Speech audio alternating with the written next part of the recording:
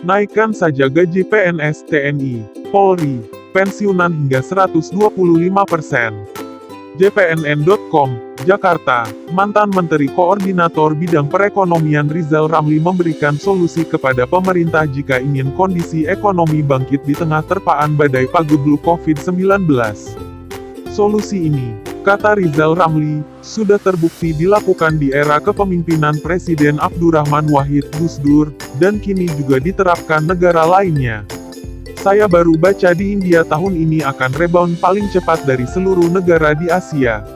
Salah satunya karena pemerintahnya memompa daya beli masyarakat menengah ke bawah, persis yang kami lakukan waktu saya Menko di zaman Gus Dur, kata Rizal Ramli di kanal YouTube Bravos Radio Indonesia.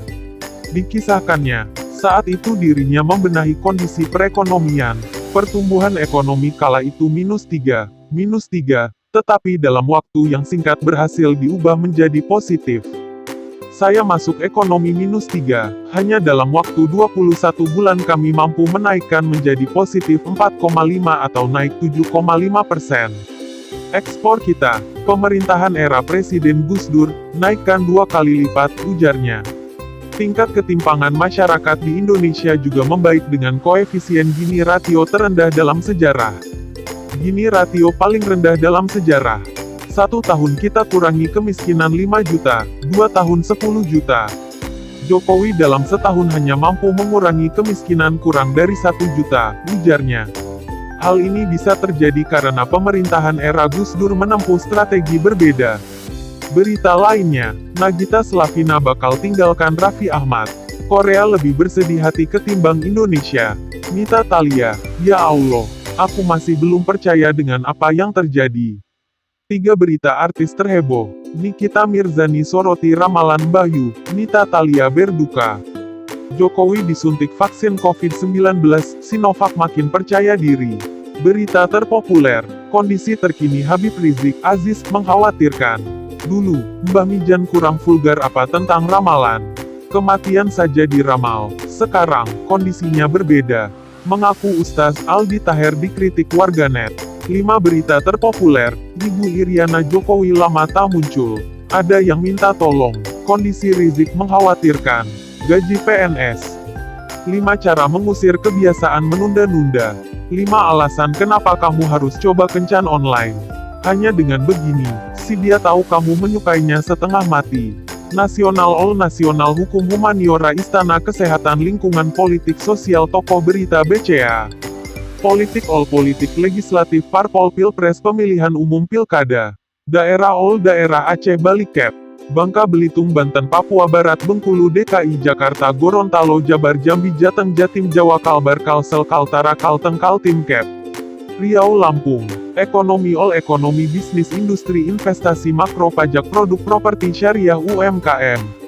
Internasional All Internasional Afrika Amerika Asia Eropa Global Timur Tengah. Olahraga All Olahraga Formula 1 All Sport Basket Bulu Tangkis Piala Eropa MotoGP Liga Indonesia Liga Inggris Liga Italia Liga Jerman Liga Spanyol Olimpiade Sepak Bola Tenis. Entertainment All Entertainment Event Film Gosip Musik Seleb. Lifestyle All Lifestyle Food Hobi Keluarga Kesehatan Komunitas Perempuan Asmara. Teknologi All Teknologi Gadget Internet Komputer Komunikasi Sains Smart Techno. Travel All Travel Destinasi Kuliner Akomodasi. Otomotif All Otomotif Mobil Motor Komersial Tips Modifikasi.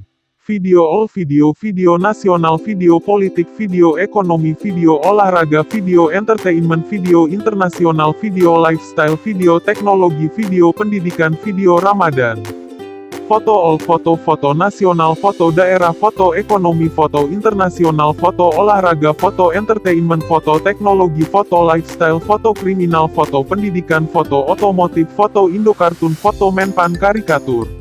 Lainnya disuai pantulan English ABC Indonesia Kriminal Historia Nawija terpopuler rekomendasi indeks berita indeks tag indeks topik. Pembahasan reformasi kesejahteraan pensiunan PNS masuki tahap akhir. Rancangan peraturan pemerintah RPP dalam rangka reformasi kesejahteraan para aparatur sipil negara (ASN) dan pensiunan memasuki tahap akhir di Kementerian Keuangan. Untuk reformasi kesejahteraan ASN ini kita menyiapkan 2 RPP, mengenai gaji dan RPP mengenai pensiun. Dua-duanya sebenarnya sudah dalam mendekati final.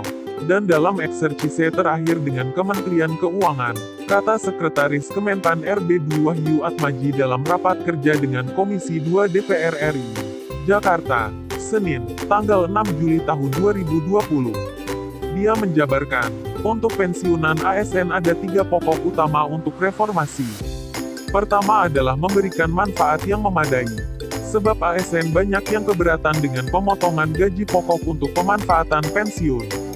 Paham teknologi informasi. Jadi yang sekarang ini basis manfaatnya adalah gaji pokok. Gaji pokok kita itu setinggi-tingginya eselon I dengan bakat 4E itu paling sekitar 5 juta. Gaji pokok itu kemudian kita ambil 75%. Jadi, misalnya pensiun saya eselon I yang sudah bekerja sekian puluh tahun itu kurang lebih 3,5 juta. Jadi ini tentu sangat berat, ungkapnya. Oleh karena itu, basis manfaat pensiun ini kini dialihkan melalui take home pay bukan gaji pokok. Take home pay saya sekitar 40 juta. Jadi basisnya dari itu, ucapnya. Atmaji menegaskan, pemotongan manfaat pensiunan dari take home pay ASN dinilai tidak akan membebani keuangan negara. Dana para pensiunan ASN ini akan nantinya dikelola PT Taspen. Kita selama ini masih membebani APBN. Karena begitu pensiun, 100% dibayar oleh APBN. Yang ke depan dana kita akan dana dikelola oleh PT Taspen, ucap Wahyu Atmaji yang juga menjabat komisaris Taspen ini. Selanjutnya, iuran bersama yang nantinya juga akan ditanggung oleh pemerintah serta para ASN. Iuran bersama ini nantinya ditanggung pemerintah dan pegawai yang akan diiurkan bersama, dan diinvestasikan.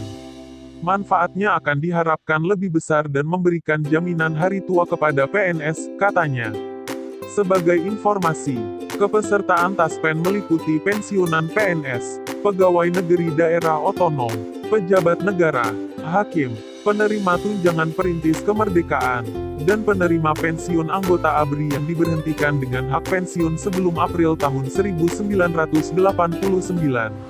Peserta Taspen lainnya yakni penerima tunjangan veteran dan dana kehormatan, penerima pensiun ex-PNS Departemen Perhubungan pada PT Kereta Api Indonesia, Persero, dan penerima PNS ex-Perusahaan Jawatan Pegadaian Departemen Keuangan. Dana pensiun yang dikelola Taspen ini berasal dari potongan sebesar 4,75% dikalikan penghasilan PNS selama sebulan yang meliputi gaji pokok plus tunjangan keluarga. Selama ini, penyelenggaraan pembayaran pensiun dilakukan berdasarkan Undang-Undang Nomor 11 Tahun 1969 tentang Pensiun Pegawai dan Pensiun Janda, Duda Pegawai. Sesuai dengan UU tersebut sumber dana pembayaran pensiun berasal dari Anggaran Pendapatan dan Belanja Negara, APBN, Pay as you go.